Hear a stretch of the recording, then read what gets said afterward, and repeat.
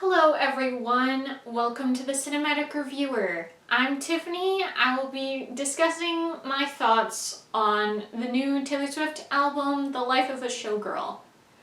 Now, let me go ahead and share real quick. I am a humongous Taylor Swift fan. I just picked up this shirt. I've been really impressed by the marketing of this album. I was particularly impressed in how the photo shoot went. Obviously, there's a lot to be said about all these variants, but particularly the images that were coming out. It looked very fun, and even though Taylor herself said when she first announced this album that this was not going to be Showgirl, it was going to be the life of a showgirl, so I was fully prepared with my expectations on that. But I was liking the style of it. I was like, yeah, this could be really fun. I was particularly getting super duper excited. I've never done this before, of getting merch before something comes out. I ordered this shirt. I actually got one of the CDs. I really wanted the really cool poster, which obviously would have 2 images of this photo shoot. So I was fully prepared, super duper excited. I have been a fan since 2009, when I was a little kid. Seeing You Belong With Me, that music video for the first time, was super, super exciting. Reputation was amazing. That is still top tier to me. I loved Midnight. I thought Tortured Poets Department was good too. Like, there's so many albums I love. Obviously, 1989, Red. Like, I found a song, at least one, from every single album I've really, really enjoyed. So, this is not some person who doesn't like Taylor Swift, right? This is not someone who doesn't like her music. So, with that all being said, wow, I could not believe what ended up happening with this album. So what I did is I was super, super excited when Taylor announced she was going to have this be an album release party movie. I was like, you know what? Let me try to have some self-control. Usually I would listen to the music right away. How about I wait till my movie time? And that's what I did. The only song I listened to was The Fate of Ophelia. That is top tier, 10 out of 10, straight fire, a total banger. It's a great, great song. I listened to that song on repeat throughout the day before my showtime. I still love that song. I still think it's a great song. The music video was amazing, beautiful, so good. And here's the thing. This album is so bad, and really all Taylor needed to do was release The Fate of Ophelia. Let it be a single. We did not need to have a new album so soon. She just came off the Eras tour. We just had the Tortured Poets Department a year and a half ago. This was not necessary. And very clearly, based on the writing, the production value, so much going on, it was rushed. There's just no way this needed to happen. And the way that she was talking about in these interviews, I was watching pretty much every interview she had to promote this thing. I was fully excited and ready to enjoy this album.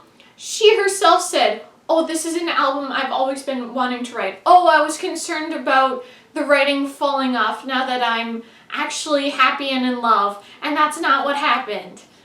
Hate to break it to you, Taylor, but that's 100% what happened. This is unbelievable. I am shocked. I am really, really, truly shocked. I cannot believe, first off, this is an album based on the writing, based on the production, how it kind of almost sounds like another song, but then it's a way weaker version of that song.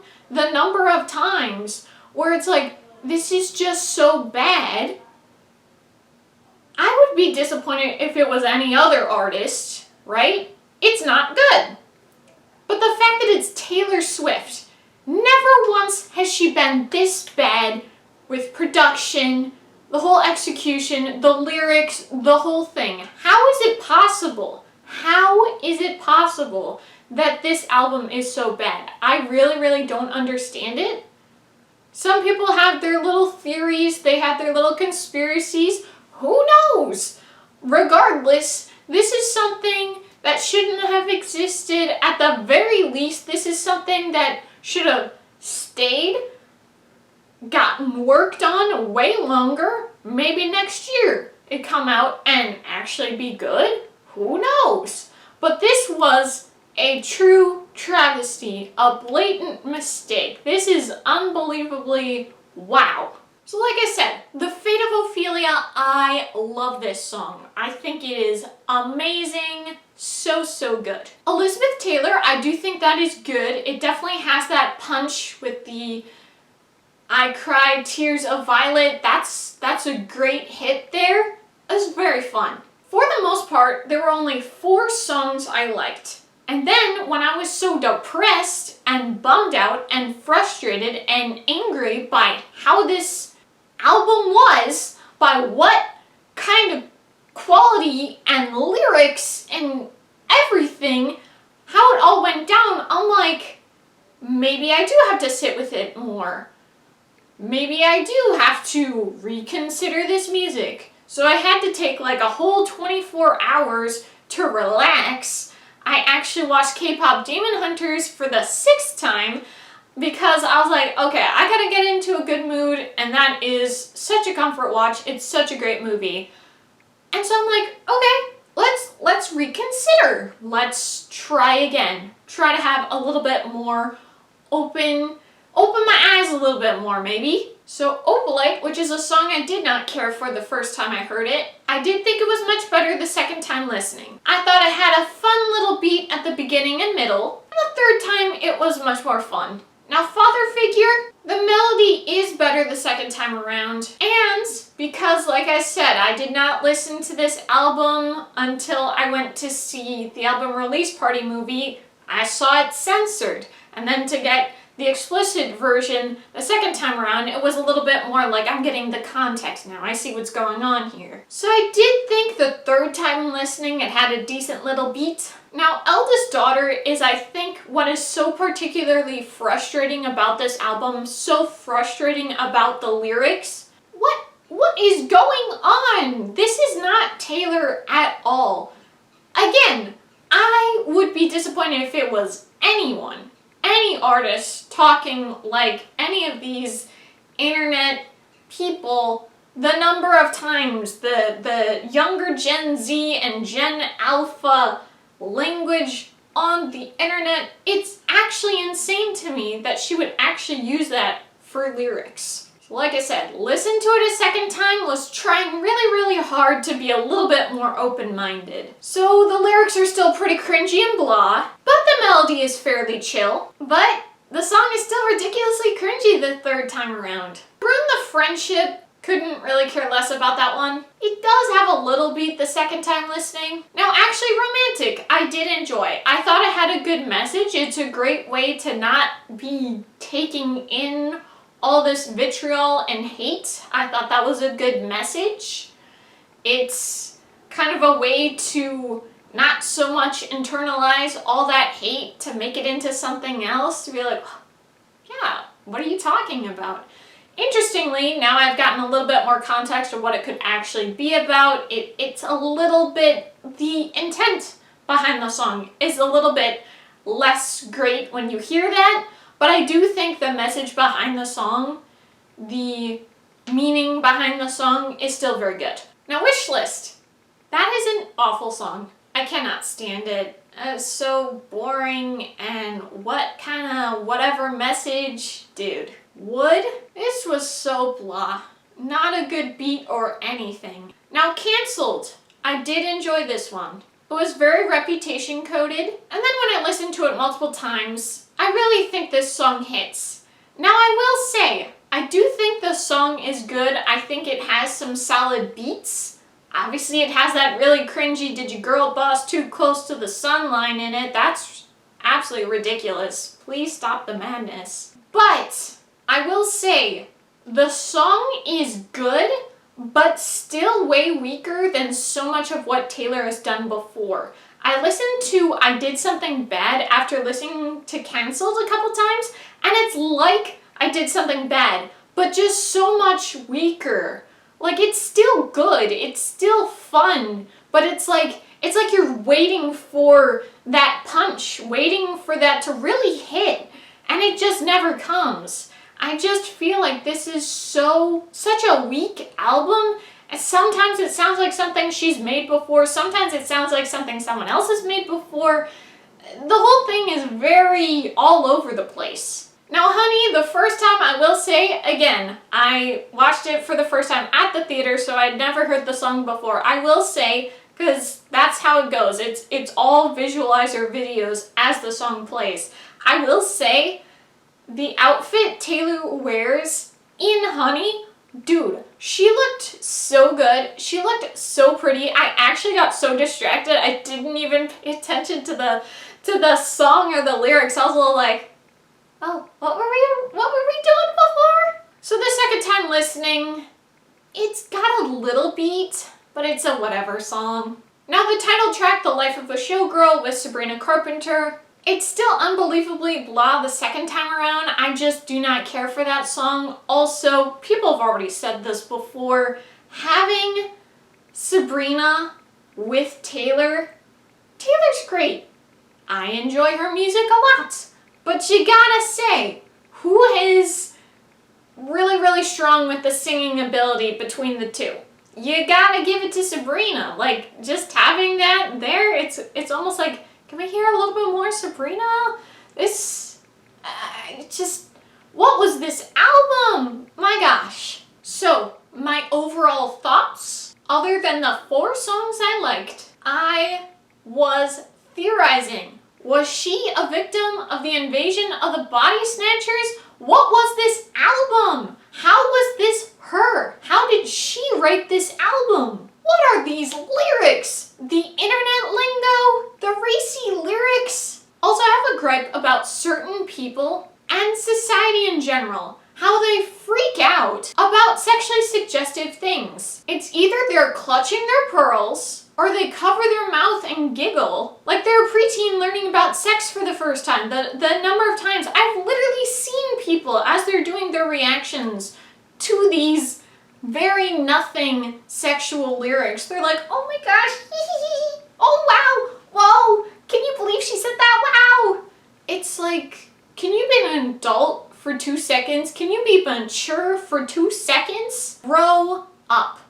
Essentially, they sensationalize it, and it's such low-hanging fruit, and not half as, oh my gosh, whoa, as everyone's making it out to be. So that was just a quick tangent I did want to talk about, because some people are really talking about the racy stuff here, and it's like, what is wrong with you guys? So back to the main point. This is a true embarrassment of an album for Taylor Swift. If you told me this was a parody, or written by a first-time songwriter born after 2010, I'd believe you far more than I'd believe this is a legitimate album and that it was written by the Taylor Swift. What has happened to her? I was so ready to love this album. I am truly questioning her current ability. Did someone perform brain surgery on her or something? This really makes no sense. This should have been on the chopping block, not being broadcast everywhere and being promoted like crazy when the album as a whole doesn't deserve a fraction of it. She's an excellent lyricist. Why is she suddenly making such simplistic, brain-dead lyrics?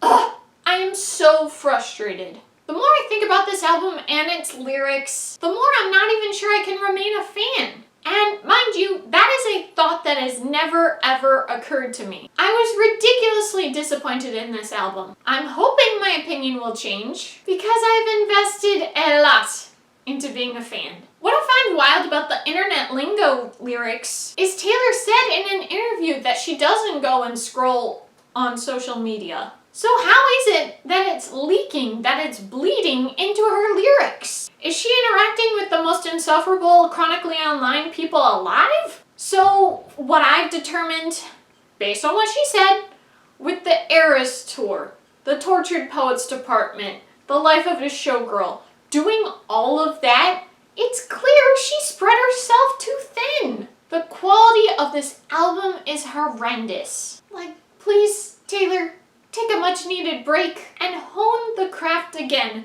because this meal is straight raw. So everything I've said is from October 3rd, and so then I got some much needed rest, and so October 4th, my thoughts here. I think I need distance from Taylor Swift, at the very least this album. It would be devastating to no longer be a fan when I like so many of her songs, and she has brought me so much joy. You should have seen me earlier on October 3rd when I was listening to The Fate of Ophelia.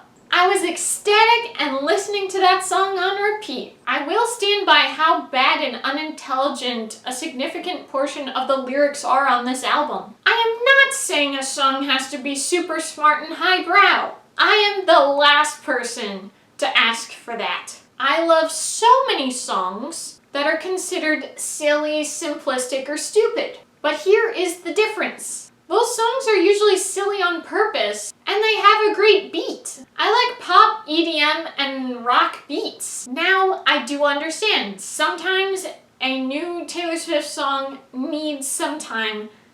It's an acquired taste. Because sometimes it's not a particularly catchy or fun beat. But these songs, The Life of a Showgirl, they are a new level of low. The younger Gen Z and Gen Alpha internet lingo is already insufferable. Taylor Swift using them in this album, it's so incredibly disappointing. Taylor Swift is the top dog when you think of a highly skilled and intelligent lyricist. This is so odd. The songs aren't like silly songs from other artists like I mentioned earlier. There are not catchy beats to majority of the songs on this album. Now, even a song like So High School on the Tortured Poets department, although it's very contemporary and simplistic, it still has a lot of fun to it. This has never ever happened to me on a Taylor Swift album before.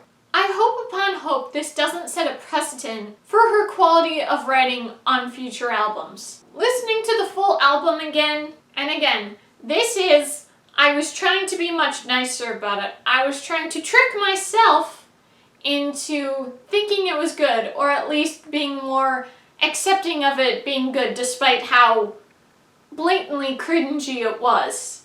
So this is me almost being in denial. It's not as bad as I thought, but it's still her weakest album. The lyrics are ridiculous, and I don't understand why she stoops so low in quality. And it's still only the 4 songs I originally liked. And I do think it was a mistake to go into the movie blind to not have listened to the songs before, because the visualizer almost dissuades you from liking the songs. It kind of puts a damper on the songs. It's like you gotta sit with the songs yourself, because that visualizer was particularly bad. Why did I react the way I did the first time listening? This sets a precedent for her quality as an artist in the future, and I did not like what I heard. I sincerely hope that my perceived perception of the influences of Travis Kelce's simplicity and Sabrina Carpenter's sexually suggestive lyrics on Taylor in this album with these lyrics, I hope I'm wrong. Please, please, please let this be a fluke. A consequence of the absurdity of the year 2025. And with what I just said, with Travis Kelce and Sabrina Carpenter, I do agree with the saying, you are the company you keep. Now I'd say these are my final thoughts. Upon further thought and reflection, the album is bad. No one should feel bad for saying that. You shouldn't have to put a million disclaimers, go and talk about a very, very awful album. It is a negative reflection on Taylor and where she's going from here. The number of Swifties that keep talking about, oh, you just gotta keep listening to it and then you're gonna like it. You could like just about anything if you keep listening to it, if you keep watching it, if you keep doing it. So apparently that's called the mere exposure effect. Makes a lot of sense. Look. The album is bad. The songs are bad. You just gotta acknowledge it. I was trying to ignore my negative feelings on this album, how it represents Taylor's quality currently and her future. But it's over. It's plain bad, and it's really ruined my perception of her. And I gotta say, I have been super disappointed, feeling all sorts of a type of way.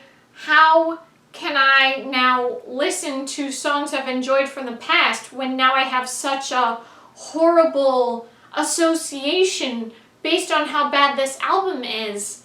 How can I go and try to enjoy some of this stuff and be like, oh yes, I am a Swiftie, all that sort of thing, when all I can think about is just how bad this is and what it could mean for her 13th and maybe 14th and 15th albums.